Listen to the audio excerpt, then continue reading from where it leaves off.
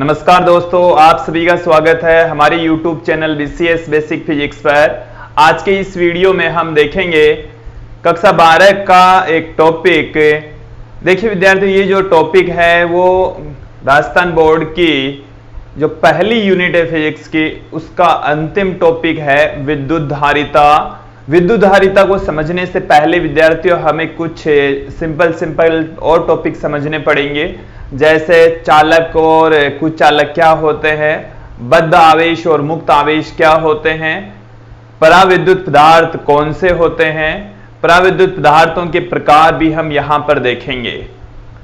तो इस वीडियो में आज हम चालक और विद्युत रोधी के बारे में देखेंगे। इसके साथ में हम मुक्त आवेश क्या होता है, बद्ध आवेश क्या होता है, पराविद्युत पदार्थ देखेंगे। इसके साथ में पराविद्युत पदार्थों के प्रकार यहां पर देखने वाले हैं। फिर उसके बाद में जो वीडियो बनेंगे उसमें हम विद्युत धारिता क्या होती है, विद्युत धारिता से रिलेटेड कुछ विभिन्न जो उपकरण है उनके बारे में भी हम यहां पर अध्ययन करने वाले हैं। सर्वप्रथम हम बात करेंगे चालक किसे कहते हैं। विद्यार्थियों, हमने हेडिंग डाल भी रखी है चालक और विद्युत रोधी, जिसको हम कुचालक भी कह सकते हैं। यह है कंडक्टर चालक, यह है इंसुलेटर विद्युत रोधी कुचालक। देखिए हम डेफिनेशन थोड़ा तो जानते हैं, मैं एक बार फिर से रिपीट कर रहा हूं। चालक किसे कहते हैं कि ऐसे पदार्थ होंगे जिनमें से आवेशों का प्रवाह आसानी से होता हो। आवेशों का प्रवाह जिनमें से आसानी से होता है उनको हम चालक कहेंगे। जिनमें से आवेश बड़ी आसानी से गति कर पाते हो उनको हम चालक कहेंगे। देखिए हम बात करते हैं चालकों के एग्जाम्पल की। देखिए सबसे जो अच्छा चालक होता है वो होता है चांदी। सबसे अच्छा जो चालक होगा वो होता है चांदी, सबसे बढ़िया। फिर हम बात करेंगे अन्य चालकों की, तो तांबा है, एल्यूमिनियम है, इसके अलावा लोहा है, धातुएं चालक होती है।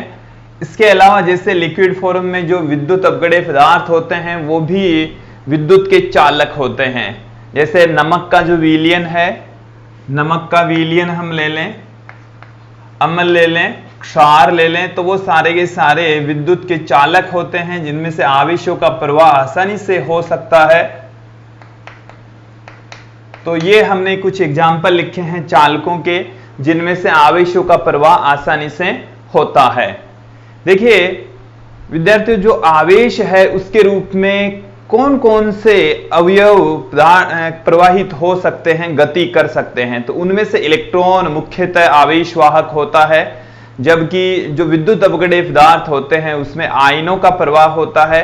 जबकि जो चालक और कुचालक के बीच की कड़ी जिसे हम अर्धचालक कहते हैं उसमें इलेक्ट्रॉन के साथ में होल भी प्रवाहित होते हैं। हम एक एक करके हम आपको बताते हैं। देखिए विद्यार्थियों, आवेश वाहक मतलब जो आवेश प्रवाह के लिए जिम्मेदार होते हैं, जिनके ऊपर आवेश मौजूद होता है, जो खुद गति करते हैं, उनमें से मुख्य है इलेक्ट्रॉन।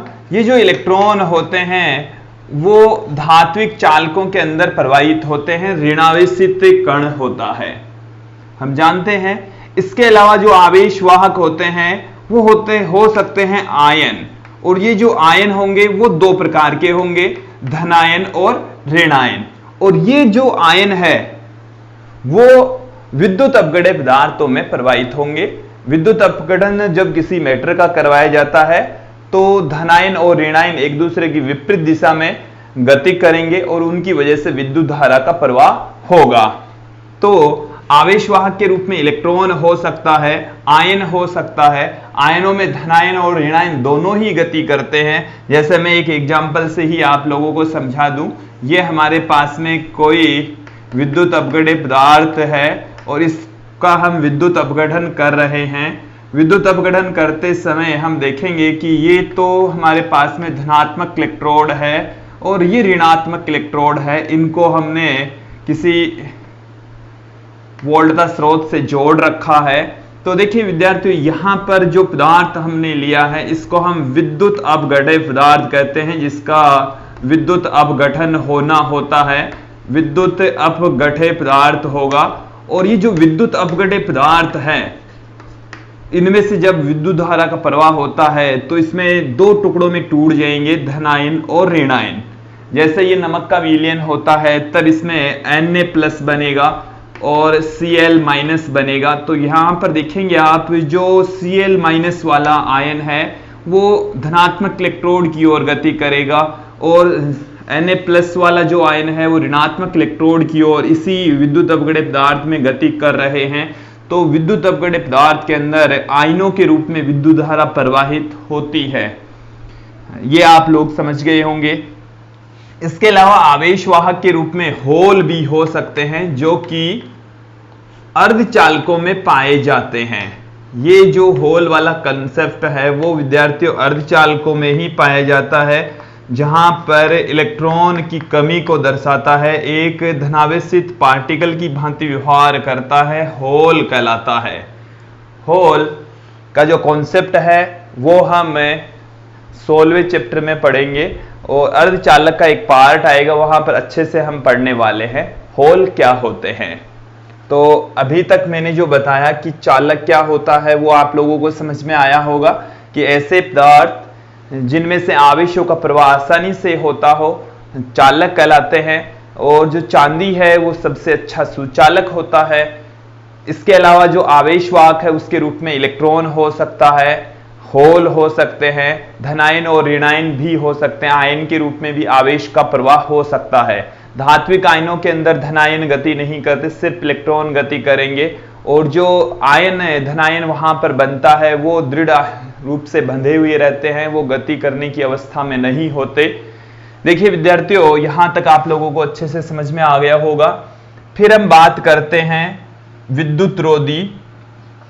देखिए नाम से भी स्पष्ट है कि विद्युत रोधी जिसमें से विद्युत का प्रवाह नहीं हो, विद्युत धारा जिसमें से प्रवाहित नहीं हो सकती, इसको हम कुचालक भी कहते हैं। अंग्रेजी में इसको इंसुलेटर कहा जाता है।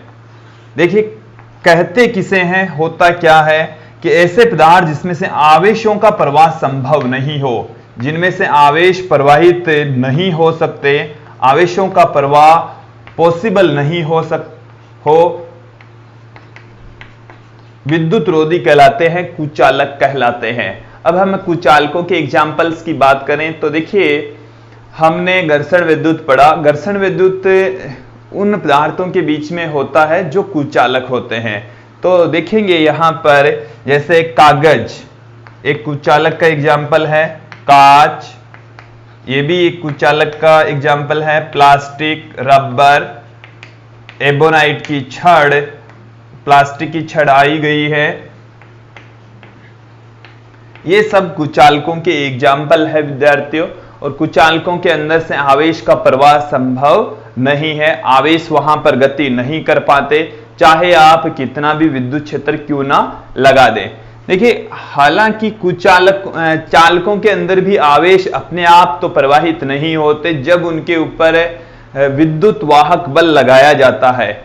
विद्युत वाहक बल लगाएंगे तो जो पदार्थ है, वस्तु है, उसमें विद्युत ऊर्जा क्रिएट होगी और उस विद्युत ऊर्जा को पाकर जो आवेशवाहक होते हैं वो गति करते हैं, फलस्वरूप विद्युत धारा प्रवाहित होती है। तो विद्यार्थियों जो विद्युत रोधी पदार्थ होते हैं, कुचालक पदार्थ होते हैं, उन पर आप विद्युत क्षेत्र भी अप्लाई कर देते हैं तो भी जो आवेशवाहक हैं वो गति नहीं करते, कुचालक कहलाते हैं, विद्युत रोधी उनको कहा जाता है। देखिए इन दोनों के बीच की एक और कड़ी होती है जिसको हम अर्धचालक कहते हैं, सेमीकंडक्टर बोला जाता है, सेमीकंडक्टर कहा जाता है। देखिए अर्धचालक सेमीकंडक्टर क्या होता है, ऐसे पदार्थ होंगे जिनकी चालकता चालकों से तो कम होती है बट कुचालकों से अधिक होती है। अर्धचालकों की जो चालकता होती है वो चालकों से थोड़ी सी कम होगी, चालकों से चालकता कम, जबकि कुचालकों से चालकता अधिक होती है। ऐसे पदार्थों को हम अर्धचालक कहते हैं। और अर्धचालकों के एग्जाम्पल की हम बात करें तो silicon, germanium, gallium arsenide phosphide, gallium phosphide, मादी थैलोसियानिस, एंथ्रासिन, इस टाइप के बहुत सारे एग्जाम्पल्स अर्धचालकों के होते हैं। अर्धचालकों के अंदर जो आवेश वाहक होते हैं वो इलेक्ट्रॉन के साथ में होल भी होते हैं। इलेक्ट्रॉन तथा होल दोनों ही आवेश वाहक यहां पर होंगे। इलेक्ट्रॉन भी गति करते हैं, साथ में होल भी गति करते हैं। होल इलेक्ट्रॉन की कमी को रिप्रेजेंट करता है, एक धनावेशित पार्टिकल की भांति व्यवहार करता है। तो अर्धचालक के जो एग्जाम्पल है उसमें भी आप देख लेंगे, सिलिकॉन है, शुद्ध सिलिकॉन भी हो सकता है, जर्मेनियम भी हो सकता है, गैलियम आर्सेनाइड फास्फाइड भी हो सकता है, मादी थैलोसियानिस, एंथ्रासिन, इस टाइप के एग्जाम्पल होंगे। बहुत सारे एग्जाम्पल हैं अर्धचालकों के भी। तो हम पदार्थों को मूलतः तो दो भागों में डिवाइड करते आए हैं, चालक और कुचालक, बट फिर साइंटिस्टों ने एक नई कैटेगरी क्रिएट की, अर्धचालक। तो अर्धचालकों को भी हमने डिफाइन किया है यहां पर। अब विद्यार्थियों हम बात करेंगे बद्ध आवेश और मुक्त आवेश। मुक्त आवेश क्या होता है, बद्ध आवेश क्या होता है, फ्री चार्ज और बाउंड चार्ज क्या होता है। हमारे पास में जो नई हेडिंग है वो है बद्ध आवेश और है मुक्त आवेश। बद्ध आवेश और मुक्त आवेश। देखिए, हम किसी मैटर के अंदर उपस्थित जो परमाणु है उसकी बात करते हैं। परमाणु के केंद्र में उपस्थित होता है उसका नाभिक। यहां पर यह है नाभिक, और नाभिक के अंदर धनावेश मौजूद होता है। नाभिक के अंदर प्रोटॉन तथा न्यूट्रॉन दो मूलभूत कण होते हैं, बट उसमें जो आवेश होगा वो धनावेश होता है। और हम जानते हैं कि नाभिक के चारों ओर नियत जो कक्षाएं हैं उसमें इलेक्ट्रॉन चक्कर लगाते रहते हैं, और इन नियत जो कक्षाएं हैं उनको हम ऊर्जा स्तर भी कहते हैं। और विद्यार्थी, जो ऊर्जा स्तर हैं उनको भी हम, जो नाभिक के नजदीक होते हैं उनको हम आंतरिक ऊर्जा स्तर कहते हैं, और जो बाहरी भाग में मौजूद होते हैं उनको बाह्य ऊर्जा स्तर कहा जाता है। और बाह्य ऊर्जा स्तर, जब बहुत सारे परमाणु एक दूसरे के नजदीक आते हैं तो बाह्य ऊर्जा स्तर विपाटित हो जाता है, और उन ऊर्जा स्तरों को हम संयोजी ऊर्जा स्तर तथा चालन ऊर्जा स्तर कहते हैं। एक बार फिर से सुन लीजिए, जो बाह्यतम ऊर्जा स्तर है, अधिक परमाणुओं के लिए जो बाह्यतम ऊर्जा स्तर होता है उसको हम संयोजी ऊर्जा स्तर कहेंगे। जो ऊर्जा बैंड सिद्धांत है वो उन ऊर्जा स्तरों को दो भागों में डिवाइड कर देता है, संयोजी ऊर्जा स्तर तथा चालन ऊर्जा स्तर। जो बाहर वाला ऊर्जा स्तर होता है जिसमें इलेक्ट्रॉन चक्कर लगा रहे होते हैं, उस वाले ऊर्जा स्तर को दो भागों में डिवाइड किया जाता है।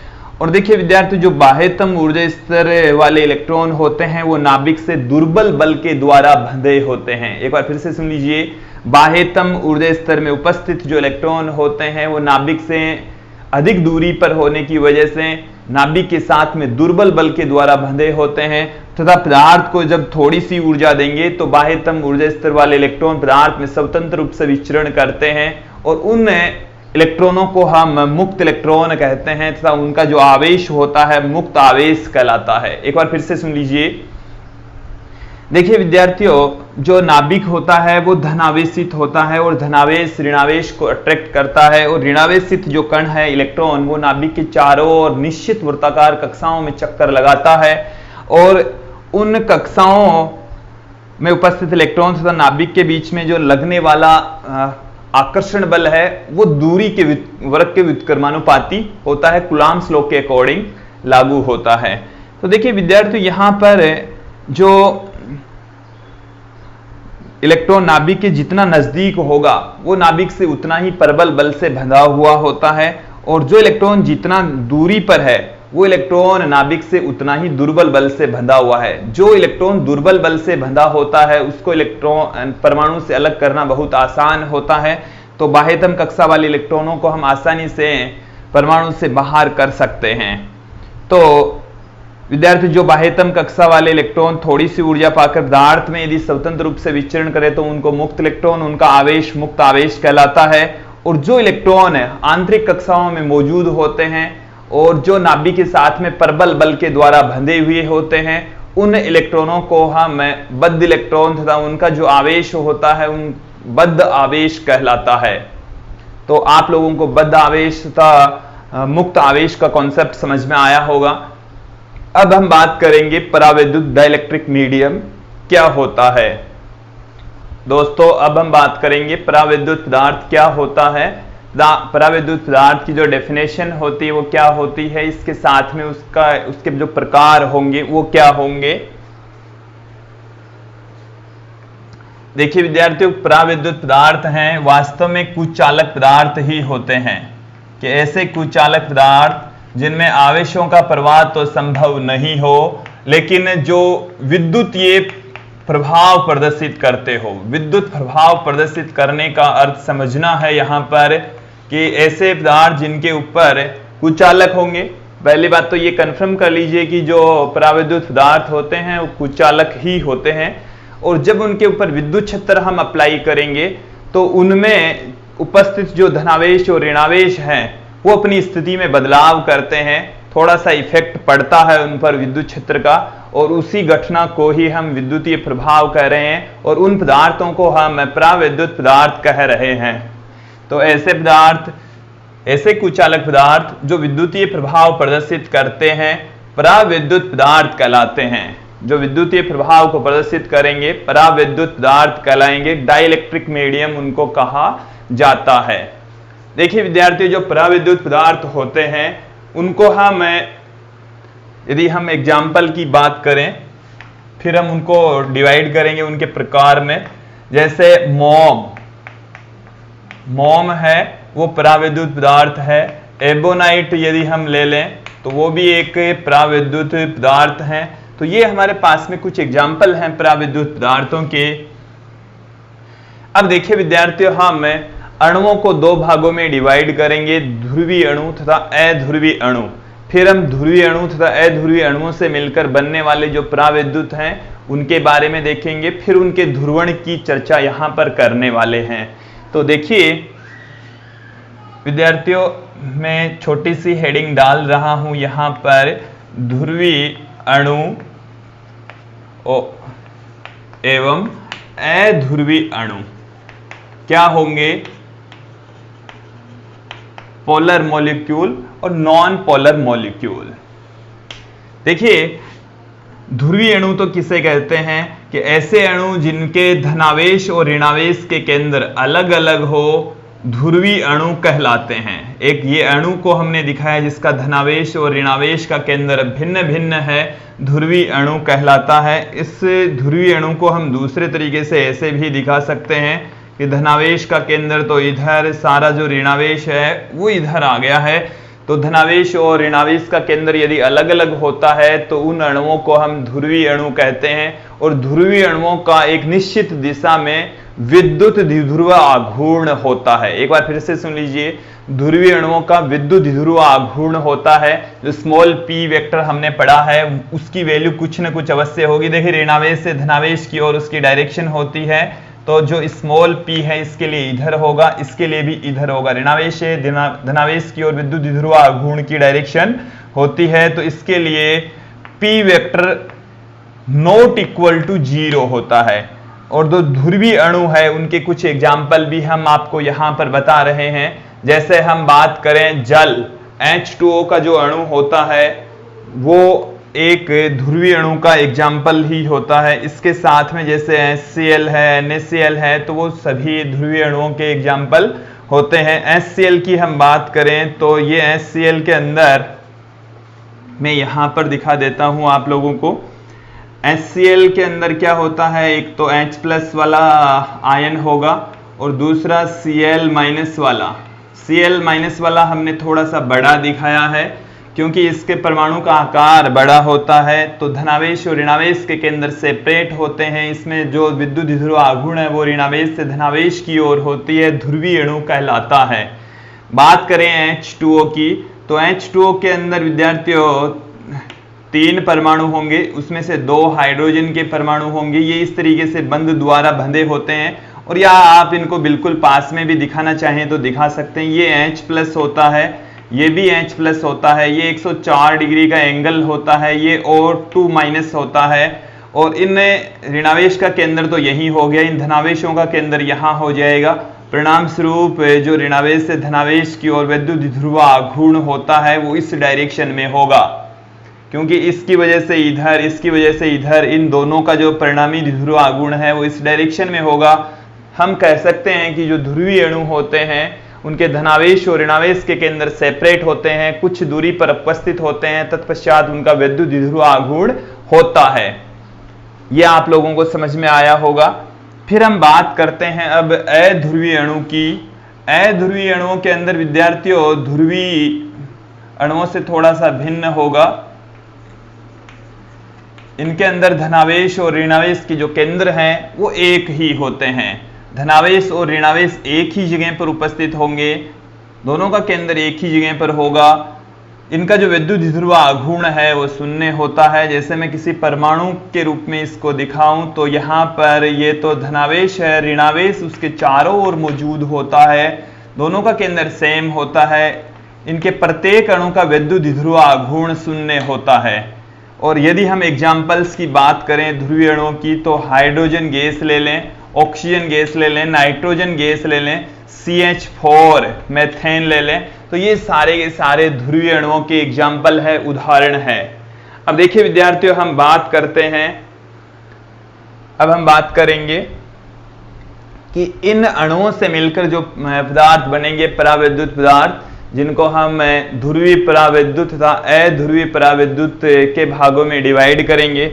आप लोगों को यहां तक समझ में आ गया होगा। आप चाहें तो इनको परमाणु के रूप में समझें तो उसको भी समझ सकते हैं।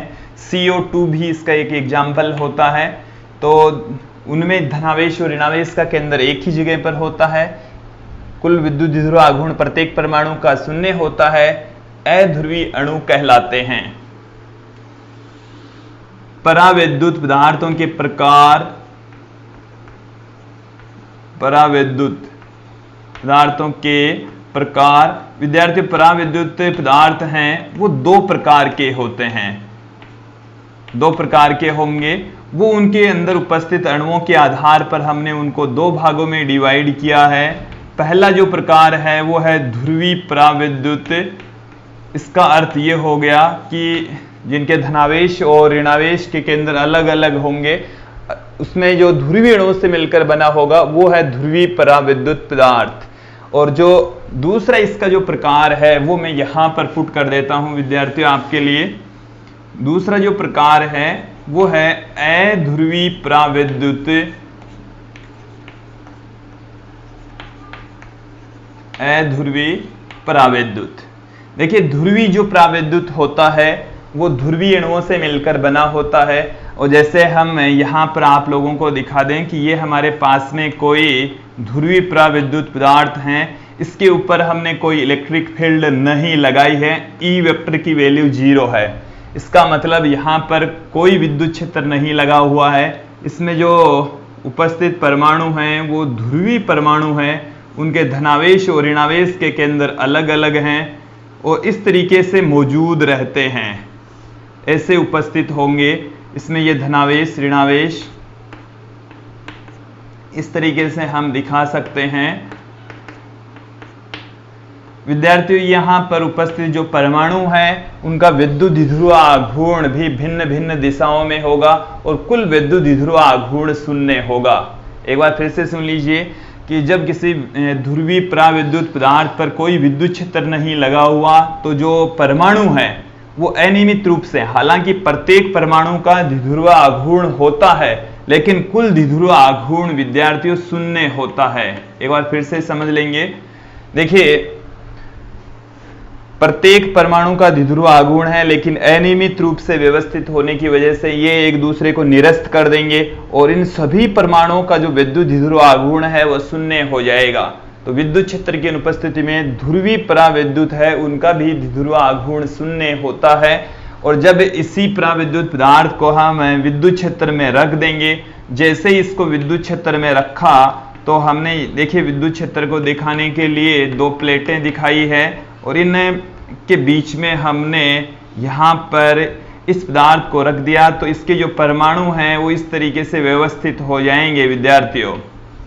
और देखिए इस तरीके से व्यवस्थित होंगे कि धनावेशित प्लेट की ओर ऋणावेश आकर इकट्ठा हो जाएगा और ऋणावेशित प्लेट की ओर धनावेश आकर इकट्ठा हो जाएगा। इसको भी आप अच्छे से समझ लेंगे। देखिए विद्यार्थियों, यहाँ पर जो अंदर वाला ये वाला जो आवेश है वो इसको कैंसिल आउट कर देगा, ये वाला इसको कैंसिल आउट कर देगा, तो जो अंदर का इतना पार्ट है वो तो उदासीन हो जाता है। अंदर वाला इतना जो भाग होता है वो उदासीन हो जाता है। इसके इस वाले पृष्ठ के ऊपर ऋणावेश उत्पन्न हो जाएगा। धनावेशित जो सिरा है विद्युत क्षेत्र का, यहाँ पर हमने विद्युत क्षेत्र लगा रखा है इस डायरेक्शन में धनावेश से ऋणावेश की ओर।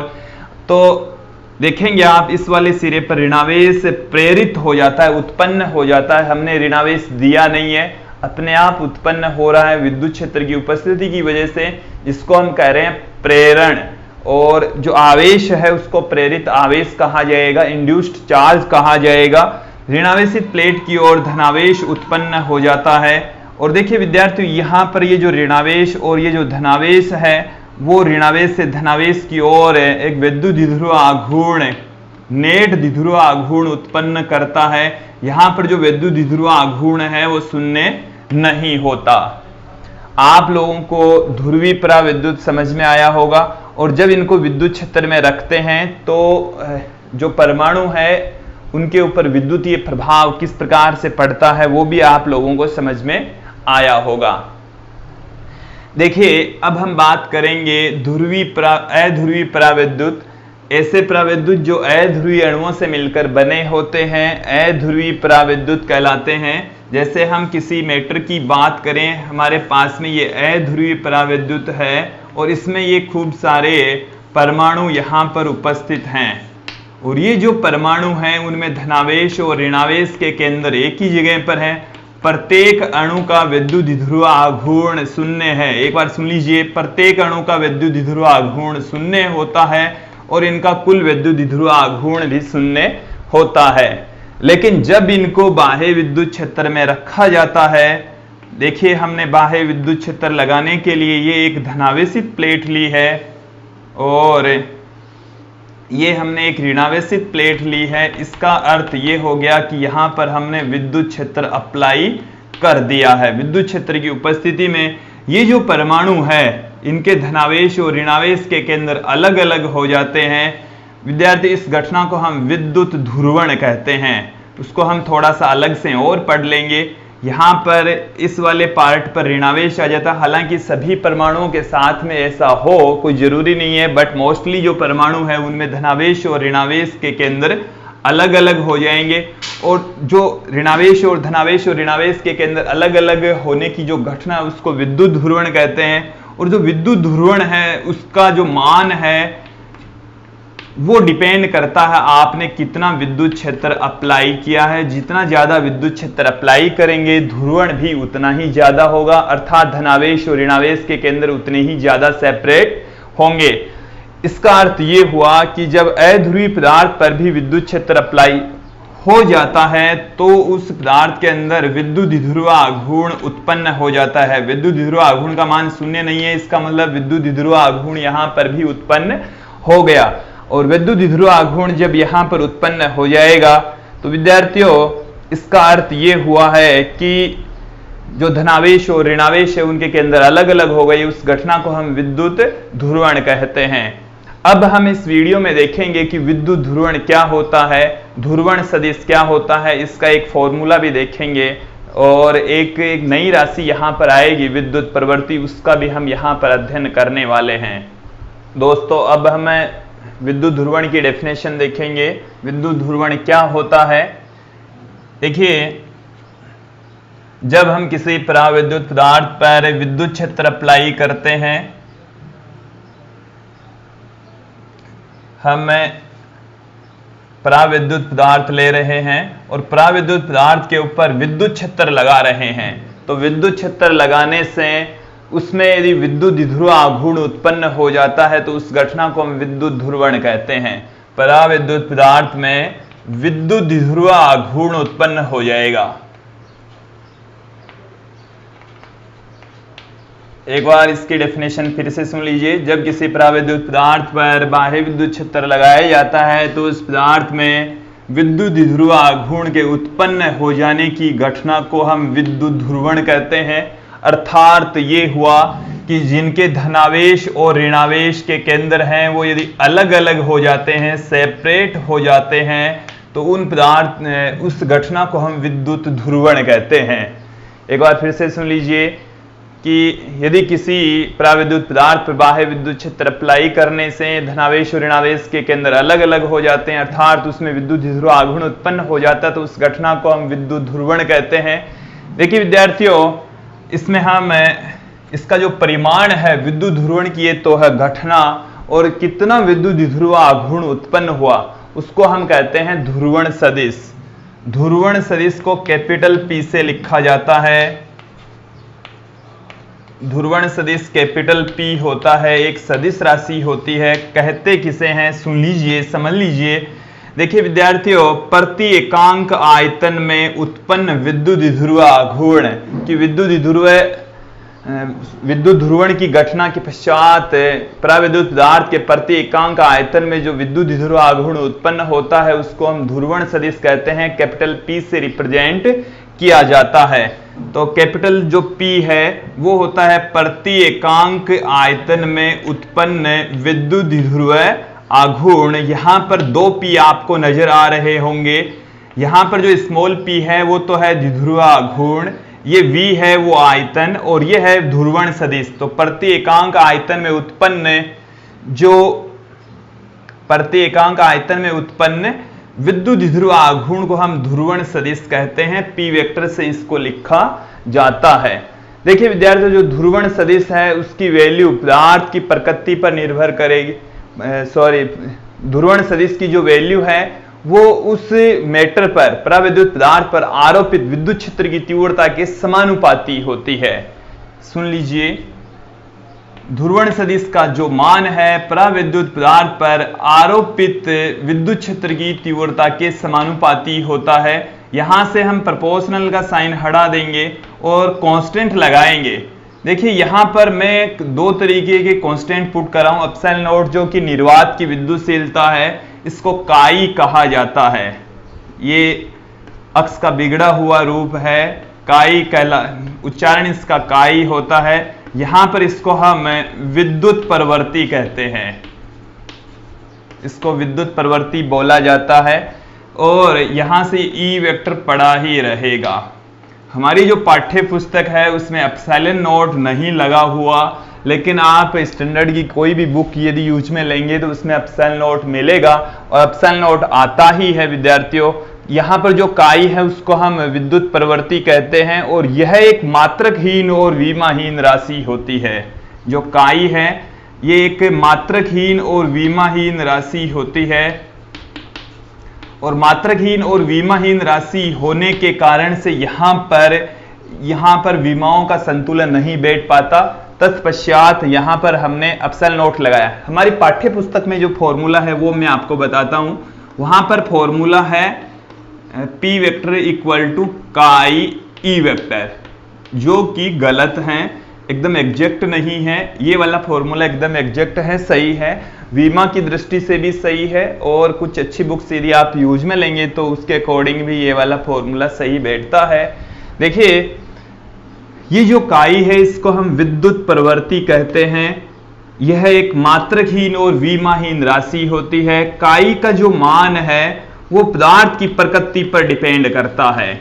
अलग अलग पदार्थों के लिए काई की जो वैल्यू होती है वो अलग अलग होगी, पदार्थ की प्रकृति पर, नेचर पर डिपेंड करता है। एबोनाइट के लिए काई की वैल्यू अलग होगी, तो मोम के लिए अलग होगी, कांच के लिए काई की वैल्यू अलग अलग होगी। देखिए विद्युत प्रवृत्ति कहते किसे हैं कि किसी भी पदार्थ के द्वारा जो आवेश अलग अलग होने की घटना, मतलब विद्युतमय होने की जो प्रवृत्ति, उसी को ही हम विद्युत प्रवृत्ति यहां पर कहेंगे। विद्यार्थियों आपके पास में P के 2 फॉर्मूले हैं, P वेक्टर अपॉन V, इसके साथ में P vector equal to epsilon not chi into E. यहां पर आरोपित विद्युत क्षेत्र की तीव्रता होती है। आप लोगों को ये वीडियो अच्छे से समझ में आया होगा। इसके बाद में जो वीडियो हम देखेंगे उसमें हम विद्युत धारिता देखेंगे, इलेक्ट्रिकल कैपेसिटेंस के बारे में चर्चा करेंगे।